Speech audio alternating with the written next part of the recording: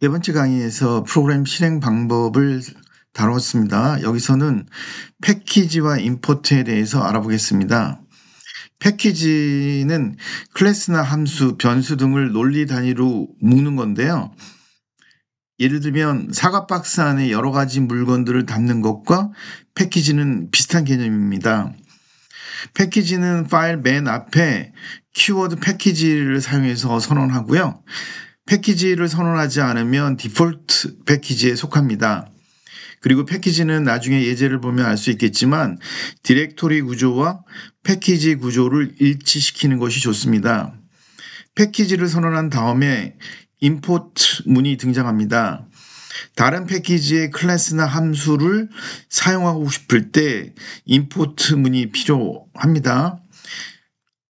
특정 클래스나 함수를 가져올 때는 여기 얘처럼 import com.example.util.average 라고 사용하면 됩니다. 여기서 com.example.utils는 패키지 구조와 관련이 있는데요. com이 최상위 패키지이고 example과 utils가 하위 패키지입니다. 물론 average는 클래스 이름이거나 함수 이름이고요. 만약 패키지 전체 내용을 갖고 오고 싶으면 스타 기호, 에스터리스크라고 발음하는데 이 기호를 사용하면 됩니다. 새 프로젝트를 만들어 볼게요. New 프로젝트 누르고 이번에는 My Second 프로젝트라고 이름을 두도록 하겠습니다.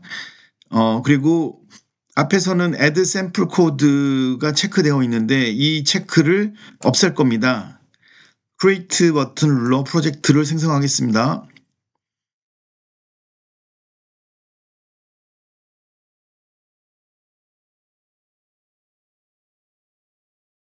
파일을 생성하지 않았기 때문에 이 src 폴더만 있죠. 이제 이 src 폴더 밑에 파일을 직접 만들어 보겠습니다. src 폴더 클릭하시고 오른쪽 버튼 New Kotlin 클래스 파일 선택하시고요. 앞에서 똑같이 main이라고 하고 타입은 파일로 하겠습니다. 그러면 main.kt가 나타나는데요. src 폴더 밑에 main.kt가 만들어집니다. 프로그래밍 언어 처음 배울 때 헬로 월드 출력하잖아요. 여기서도 비슷하게 출력해 보겠습니다. fun main print line 헬로 월드 대신에 코틀린이라고 이름을 주도록 하겠습니다. 여기서 우리 주석에 대해서 알아볼 건데요. 주석은 코틀린 주석이나 자바 주석이나 똑같습니다. 여러 줄에 걸친 주석을 선언하고 싶으면요.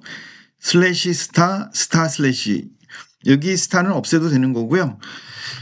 네. 이렇게 선언할 수가 있고요. 주석이라고 하는 거는 프로그램 실행과 상관없이 이 프로그램에 대한 설명을 중간중간에 삽입하는 거거든요. 네, 이렇게 하게 되면 네, 주석을 좀 줄여 놓을 수 있습니다. 그리고 네, 그 메인이라고 하는 함수는 프로그램 실행이 시작되는 진입점이거든요. 그래서 보통 엔트리 포인트라고 하고요.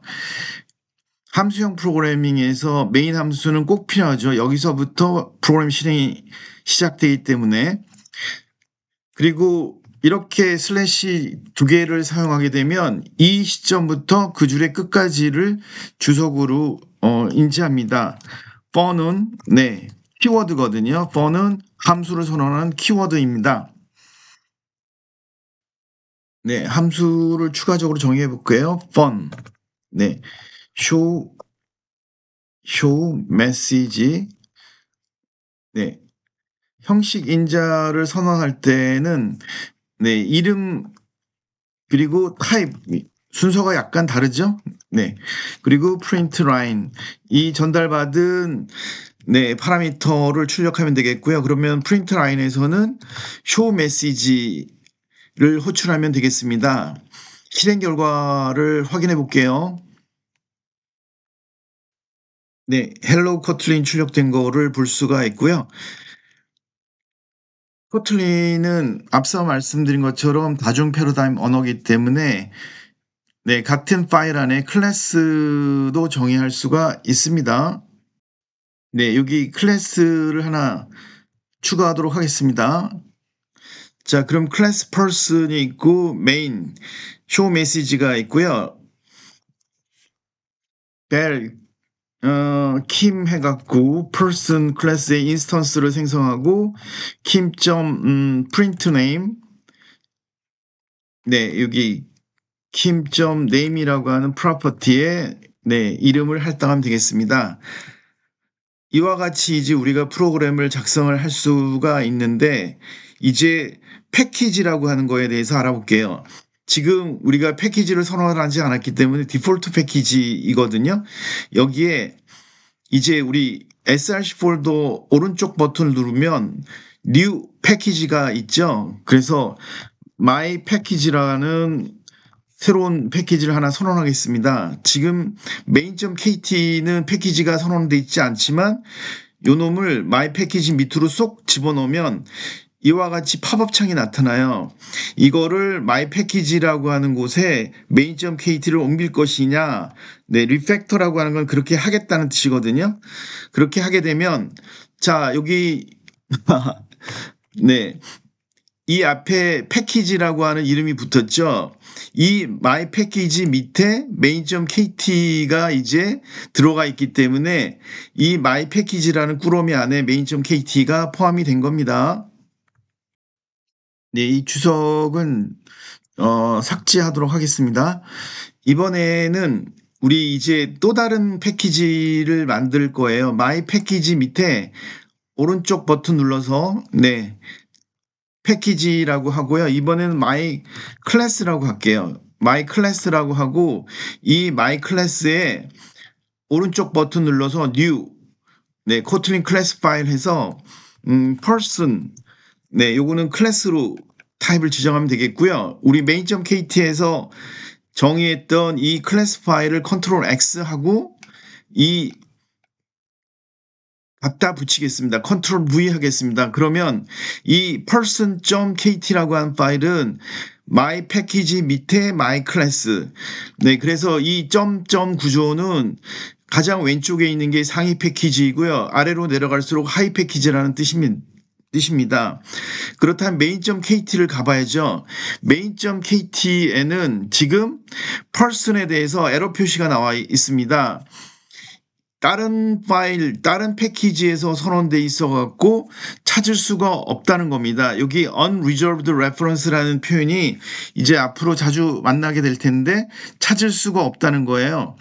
그래서 이거를 해결하는 방법 중에 하나는 네, 우리 지정해 주면 되는 거죠.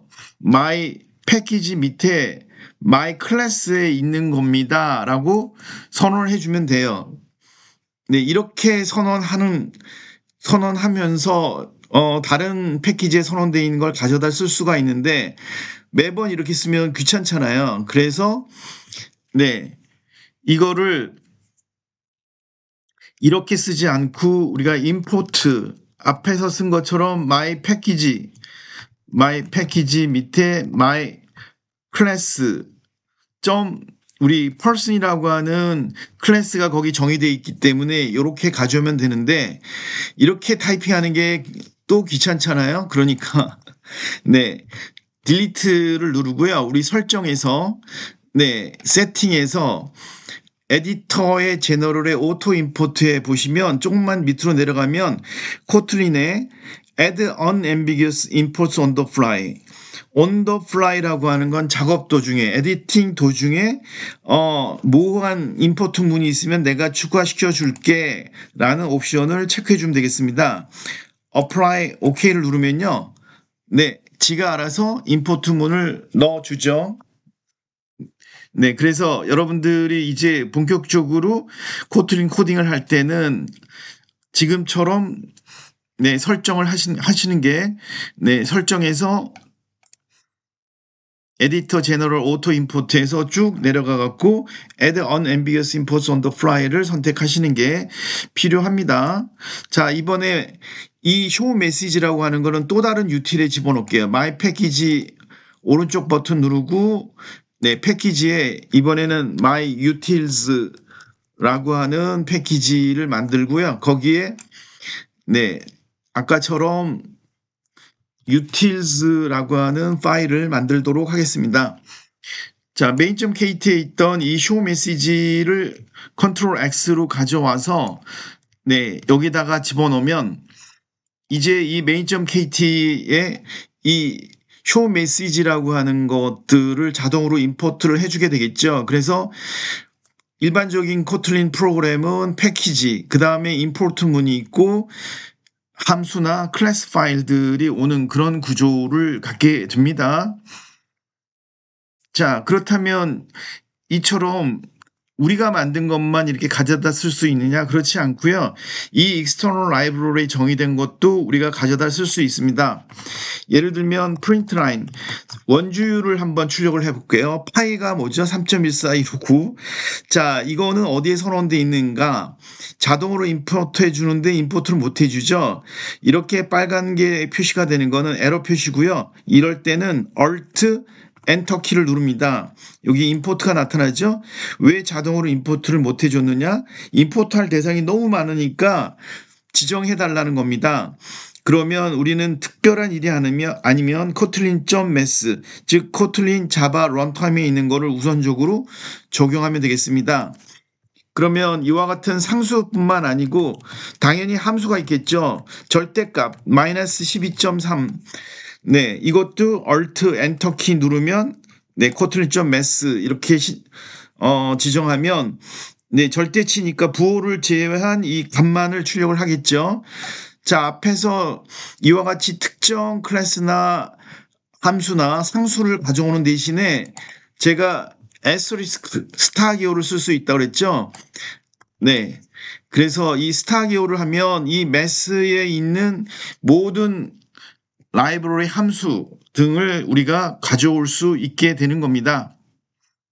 네, 이제 기본적인 내용은 다 설명을 했기 때문에 이제부터 본격적으로 코틀린에 대해서 배워보도록 하겠습니다.